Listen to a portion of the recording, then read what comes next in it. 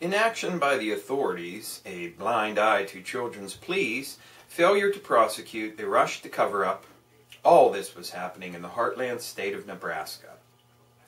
To understand how this could be requires a good look at state politics during the mid-1980s, especially the Robert Carey administration of 1983 to 1987.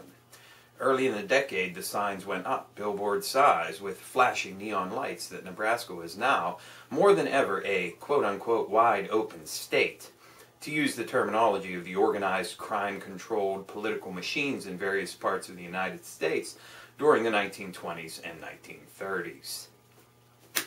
That's just a little bit from the Franklin cover-up, Child Abuse, Satanism, and Murder in Nebraska by John W. DeCamp. Hello and welcome to another edition of the Stench of Truth. I wanted to comment on a few things. First of all, I'm sure that there are a lot of people out there that think that it is quite convenient for the destructive forces within the U.S. administration that Pakistan is suffering from some of the most devastating floods that they've seen in hundreds of years. Because there is a force within the U.S. administration which is seeking to destabilize and destroy Pakistan, because the overall goal in that entire region is to balkanize everybody, break every one of these countries down into smaller states that are easily controlled and unable to negotiate or defend themselves against rapacious international corporations and banks. So one has to wonder, are we being conspiracy theorists? Are we crazy crackpots and nuts because we think that sometimes coincidences that help a particular nefarious element are not just coincidences? Now, I don't know if that's the case, but it's certainly something that needs to be considered. That is, that the floods are somehow being managed and controlled and inflicted upon a population against their will in an act of warfare.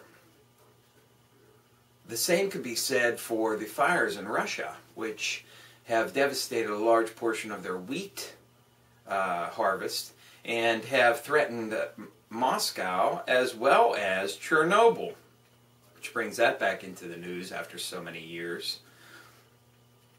So, there have been people who have talked about weather warfare and weather modification, and even the United States Air Force issued a briefing paper about controlling the weather, so-called, in the future. But one has to wonder, has this technology been perfected to the extent that it can be used in such manners so that there is no fingerprints on the crime? It doesn't make it so, but it's worth considering. Also, we have to look at Obama's war in Afghanistan. We have more U.S. dead, more NATO troops killed in Afghanistan, and this is going to continue, and it's going to get worse. And anybody who now, at this point in time, continues to want to blame, Afghanistan on anything other than Obama is just stupid and refuses to accept reality. And I firmly place every death in Afghanistan at the feet of Obama / Soetoro, or whatever the fuck his fucking name is, because he is the one that is prosecuting this war now. He is the one who has increased our troop presence over there. He is the one who is now stating that this is a vital thing of national interest. So every American soldier that dies in Afghanistan is his fucking fault. Period. I wanted to comment briefly on, just to illustrate to you what I've been saying, and what a lot of other people have been saying about the president's ridiculous deficit commission. here you have Alan Simpson recently making some derogatory comments about the Social Security program in relation to people being, burdens on the system. The entire population of the country, 310 million teats that are being sucked upon. This is a paraphrase of what he said regarding Social Security. So, basically, what you're saying, Alan Simpson, is that we pay for something through taxation, and we get a benefit from it, and somehow we are fucking users and bums that have no right to that. What is very instructive about this is that it illustrates exactly what the Deficit Commission is going to do.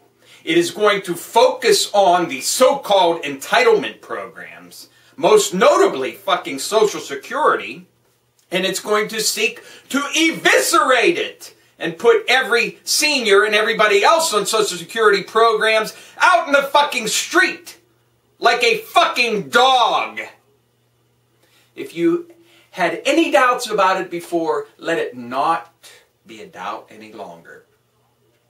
Now, because of the abusive and haranguing nature of Alan Simpson's comments, you'd think with all of the different groups calling for his resignation and his being fired from the Deficit Commission because of this abusive behavior, you would think that the administration would seek to have him removed. But no, of course not. Do you want to know why? Because this fits the administration's agenda.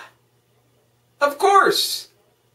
They just blame it on him being old and irascible, and oh, he apologized. Well, you know what? You can't apologize for something that is a basic premise of what you fucking stand for.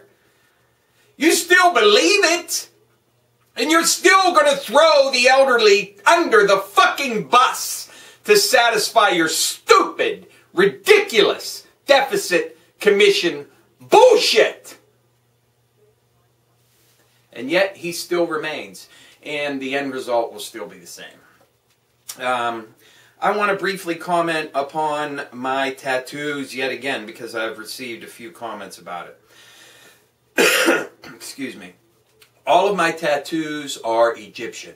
They're Egyptian symbols, including the Eye of Horus, the Ankh, some Egyptian gods, various other Egyptian symbols. I like Egypt. I like ancient history.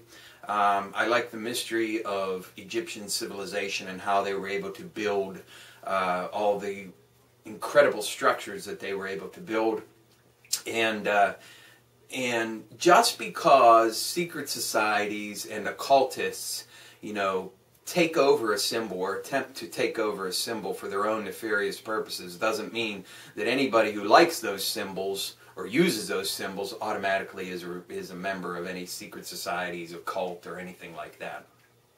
So let me just say very plainly right now, okay, again, for about the 5th time, I do not belong to any secret societies.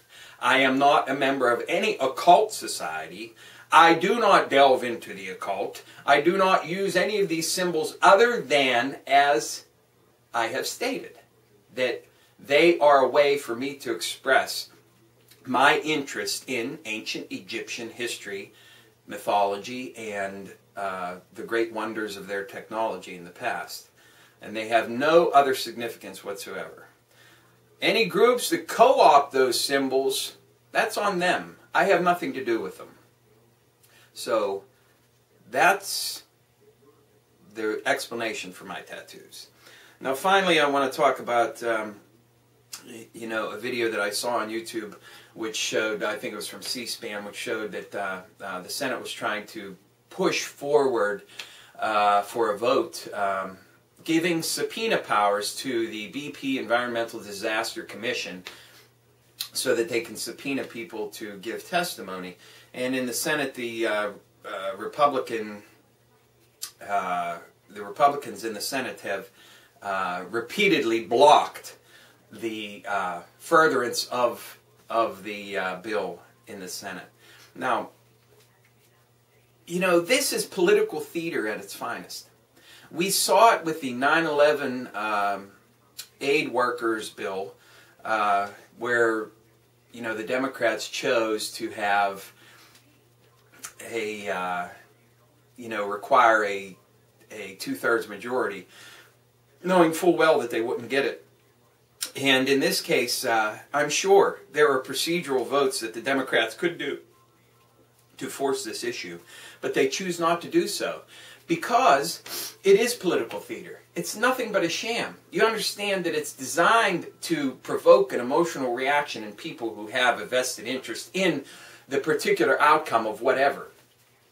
And the Republicans are playing a game, the Democrats are playing a game, and that's all it is.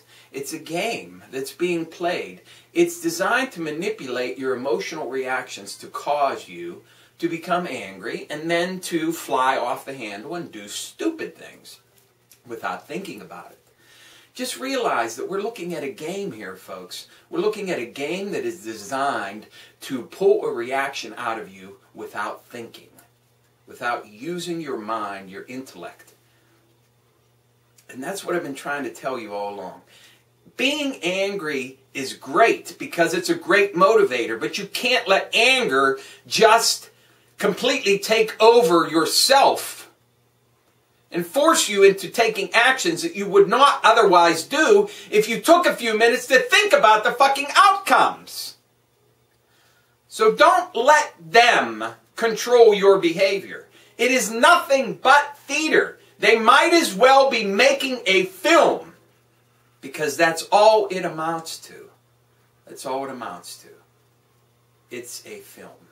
And for those people who think, oh, it's right and left, it's the difference between Democrats and Republicans, just think about this, would you?